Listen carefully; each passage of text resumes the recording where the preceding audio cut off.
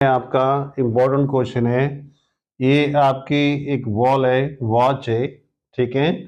इसमें ये minute hand है जो पहले 4 पे थी, यानी 20 मिनट्स थे, और 4 से लेके यहाँ तक मूव किया इसने, 6 तक आई है। तो इसका मतलब है कितने मिनट कवर किए?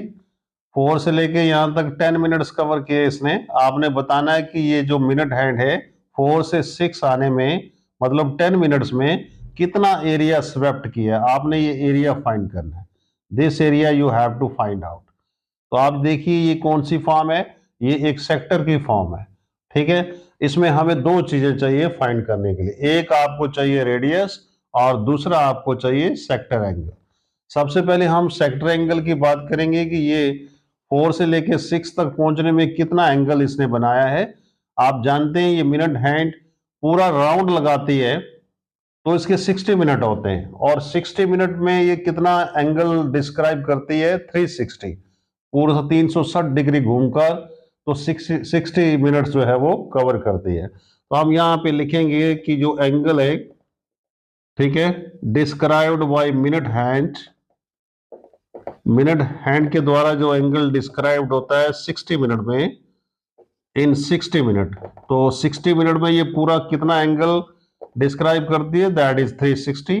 60 मिनट में ये पूरा राउंड लगा लेती है, पूरा एक राउंड लगता है उसका, तो पूरे राउंड में कितना एंगल कवर करेगी वो? 360। तो 1 मिनट में कितना कर लेगी? 1 मिनट में कितना हो जाएगा? 360, 60 यहाँ पे नीचे आ जाएगा। It means 6 minutes. हमेशा याद रखें कि जो मिनट हैंड है वो 1 मिनट में 6 डिग्री एंगल डिस्क्राइब करती है, 6 डिग्री, ठीक है। तो आपका जो मिनट हैंड है वो 10 मिनट चलता है, तो 10 मिनट में कितना करेगी? इन 10 मिनट्स में कितना एंगल डिस्क्राइब होगा? इन 10 मिनट्स में जो एंगल डिस्क्राइब होगा वो, इसको 6 को 10 से मल्टीप्लाई कर दो, दैट इज 60। इसका मतलब है ये बेटा आपका ये जो एंगल है sector angle, it will be 60। So this is theta. Now you have find the value of theta. सबसे पहले आपने थीटा की वैल्यू फाइंड कर दी। उसके बाद जो मिनट हैंड की लंबाई है दैट इज 14। ये क्वेश्चन में दी है आपको, ये है 14। Length of the minute hand is 14, तो ये आपका रेडियस हो गया बेटा 14 सेंटीमीटर, ठीक है। उसके बाद क्या पूछा है? Find the area. कितना एरिया स्वेप्ट करेगी ये मिनट हैंड 10 मिनट्स में, कितना एरिया स्वेप्ट करेगी? तो जो एरिया जो बन रहा है, जो स्वेप्ट कर रही है, वो एरिया कौन सी फॉर्म में है? सेक्टर के फॉर्म में। तो सेक्टर का फॉर्मूला लगा लेंगे। सेक्टर का फॉर्मूला क्या होता है बेटा? Pi upon 360 into pi r square. ये वैल्यू लगाएंगे। थीटा की वैल्यू आपके पास 60 आ गई है। Now this is 360। पाई की वैल्यू इसने बोला है कि ये वैल्यू फाइंड कर लीजिए, 22/7। और आर रेडियस कितना हो गया? 14, क्योंकि स्क्वायर है इसको 2 टाइम्स लिख देंगे। सो लाइक दिस, यहाँ पे 6 आ गए। Now this is 2। क्या वैल्यू आ गई? एक बार इसे लिख लेंगे, दैट इज 2/6, ठीक है। यहां पे ये कट जाएगा। नाउ दिस इज, इसे डिवाइड करेंगे, that will be your answer. यानी ये कितना हो जाएगा? 2/3 सेंटीमीटर स्क्वायर।